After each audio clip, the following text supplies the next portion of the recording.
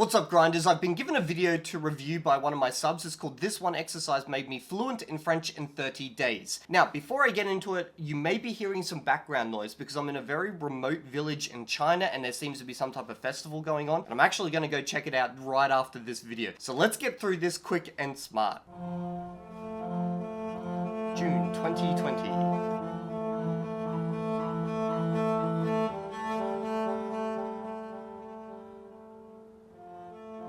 Day 1. On reçoit en moyenne environ 30 personnes, non, 10 personnes, 10 personnes.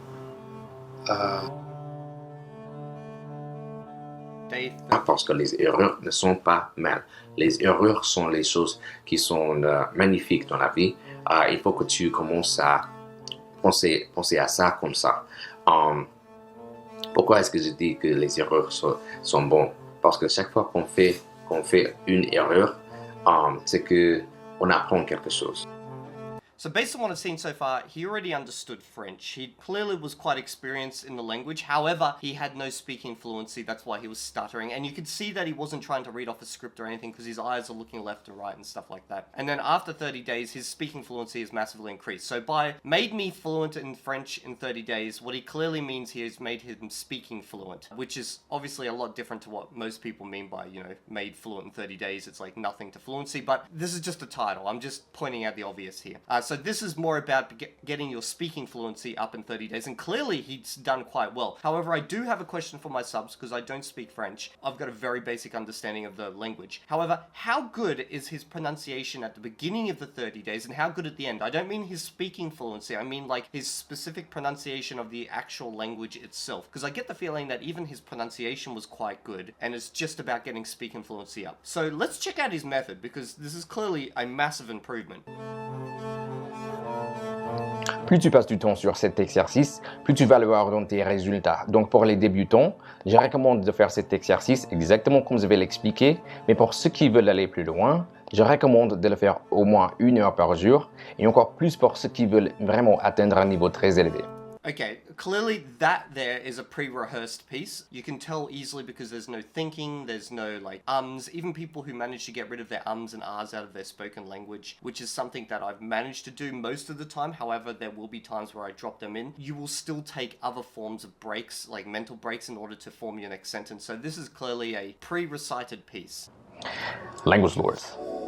Today I'm going to show you the one exercise to replace nearly everything else I was doing to learn And you can see that already when you compare it to his English. So his English is at a lot slower speed. French, and it's 99% responsible for me finally being able to speak French fluently.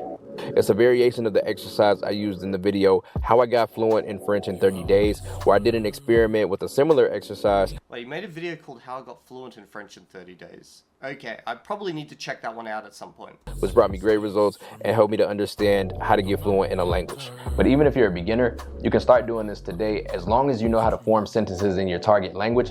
Okay, so at least he's completely honest here. So far, all of this is great. And they don't even have to be perfect. All you need is your computer and 2 free apps called DeepL and Anki, link in the description. If you have a Mac, you can download DeepL for your desktop. If not, just use the app on their site. Et du coup, je ne vais pas tarder à vous partager ce magnifique exercice.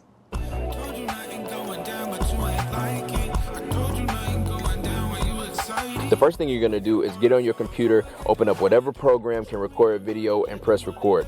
Now you're going to tell a story in your target language and record yourself speaking for 5 minutes. It has to be a story about you, it has to be a story that you feel comfortable telling to other people, and it has to be a story that you know very well. Matter of fact, if you need to take 5 minutes before you start recording and tell the story in your native language in order to get the details straight, by all means. A good example. This is actually very close to what I inadvertently did with my Esperanto videos. So I have like 500, 600 Esperanto videos on this channel. And by telling stories from my life, I was forcing myself to speak every day. And before I could even tell some stories, I had to look up words and maybe even structures. And when I did a video, I would realize, you know what, there was an obvious mistake there, a very big one, or I messed up something, or I didn't like the flow of the story. Let me go back and think about how I'd say that better, or even look up better ways ways of saying it, and then I'd redo the video. So I'm already liking this method a lot because I inadvertently did this alongside my grinding methodology, and it definitely does massively improve your fluency, especially if you're doing this every day. So he did it every day for 30 days. I did an Esperanto video for every day for like, I think a year and a half at one point. And you could just watch the first Esperanto video I did and the last Esperanto video. Like, my fluency just went insanely through the roof. Example of a story is how you met your best friend or how you ended up with the current job that you have. Try to tell a story that you enjoy, so maybe not the job thing. Now, I just want to point out, you're probably thinking, okay, then why haven't you done that for Chinese if it was so good for Esperanto? It comes back to what he said earlier. You need to have a good level within the language before you can actually do this method. I started doing this for Chinese, and if you go back about a year ago on this maybe 2 years ago, on this channel, you'll see there was a bunch of Chinese videos I did. I actually managed to pull it off, but because my Chinese at the time was so bad, I was unable to spot the massive mistakes I was making, and I was starting to reinforce bad habits. It's good to a degree, but only when you're at that point where you can kind of recognize your own mistakes within the language. I highly recommend this method. Just wait until you're at a point where you're able to understand your own mistakes, see your own mistakes, at least the vast majority of them, and then go along and do this. So you probably want to get to like a stage where you can, for the most part, understand the language when you're listening to it and stuff like that. If you finish the story before the 5 minutes are up, start over and tell it until the 5 minutes are finished. And if you don't finish the I don't think the 5 minutes thing matters at all. Just try get a complete story out from beginning to end. Like my videos, they went from various lengths. I had some that were 3 minutes and then others that were like 15 minutes. So don't get too locked down in trying to follow specific rules. Think of it like this. I want to tell a story. How long does a story take? However long a story takes. story in 5 minutes, keep going until you've told the entire story. If you don't know how to say a certain word in your story in your target language, say it in your native language. And if you don't know how to structure a certain sentence, give it your best guess in your target language, then say it in your native language. What I would normally do, which is different to him, but like both of these methodologies are perfectly fine. I'm just going to say what he's saying is perfectly fine. What I did is I would do the video up until the point I got stuck, and I'd be like, and then I would pause it, look up the word, and then I'd just redo that part. And then by the end of it, if I had to do that enough times, I just completely scrapped the video and restart it again. And it doesn't matter because like the more times you do it, the more repetition you're getting in, the better you're going to get. And I'm going to go back to doing this probably end of next year with Chinese when I feel like I'm not going to fossilize bad mistakes. Now during these 5 minutes, you might experience some discomfort. The first time you do this, it should be difficult if you're a beginner. It should be fairly easy if you're advanced. Just push through and He's totally right about that. The first time you do this, it's going to be so exhausting. it'll pay off. I'm serious, bro. Push through. The pain that you feel during this type of exercise is the reason why most people don't do speaking exercises. And people not doing speaking exercises is the reason why most people don't make speaking progress. And people not making speaking progress is the reason why most people quit. He's 100% on point here. Like, you just got to push through these things. It's always hard when you're starting something new.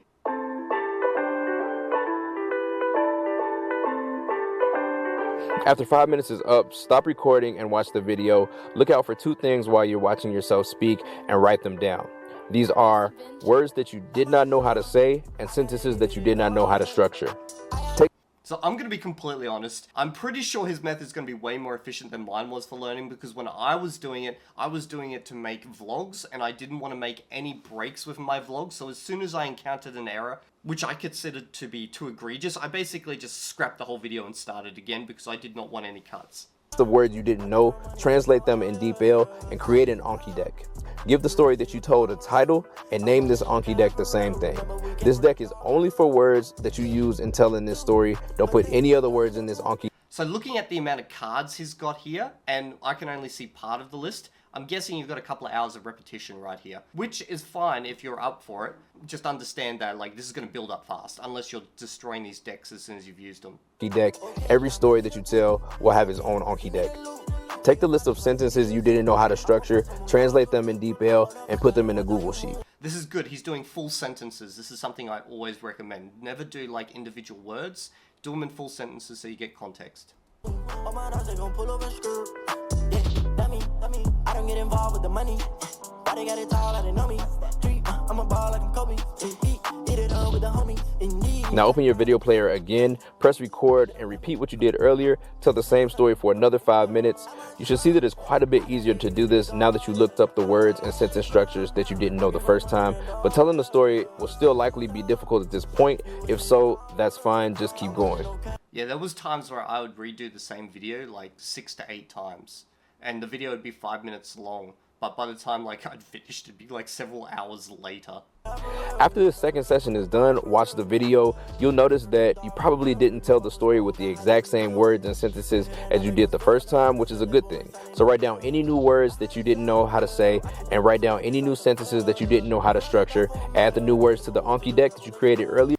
Okay, so I don't like how small the structure is here because it's kind of got no context around it, although it is a very obvious kind of structure. So you're probably safe with one like this where it's like car accident type of thing, but I would still prefer to put this into a full sentence. The Anki deck that you created earlier, add the new sentences to the Google Sheet.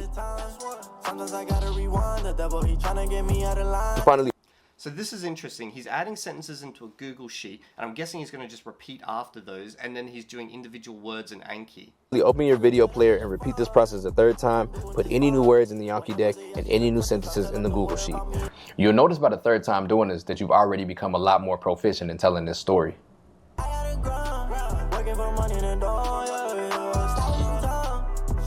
Now, do the same exercise with the same story for a week straight. And the second week you do this, start a new story. That's interesting. So he does the same story for a whole week. Well, you will definitely get very good at that story, like 100%. I was doing a new story every day, so mine was probably a lot more intense. However, this is perfectly fine as well, I guess. And the next week, a third story, and so on. As you get better at doing this exercise, you won't need an entire week for each story. After telling the story becomes automatic, move on to the next story. Work up to the point where it only takes 2 days to finish the exercise and move to the next story. What's going to happen is you're going to develop a vocabulary of your life. A vocabulary. I love that saying. It's 100% on point. And if you're practicing stories based just around your life, as opposed to like textbooks and stuff like that, obviously the stuff that you're learning, you're going to actually use when you meet new people. Because what do you do when you meet new people? Well, apparently what you do here in China is you drink with them and you tell stories of your life. Words related to your interests, your friends, your family, your job. The more diverse your stories are, the better. But it's all going to be in the context of stories that are relevant to your life. As you continue, you're going to start being able to use these words in different contexts outside of these stories and in regular conversations when you talk to other people. And that's the beginning of fluency, using words that you know in new contexts without having to think about it. Many of us think that reaching fluency means you have to learn 100,000 words, and that's not true. Fluency is actually just how well you use the words that you know in different contexts, and that comes from practice using the words that you use most often in your everyday life, which is what you get from this exercise.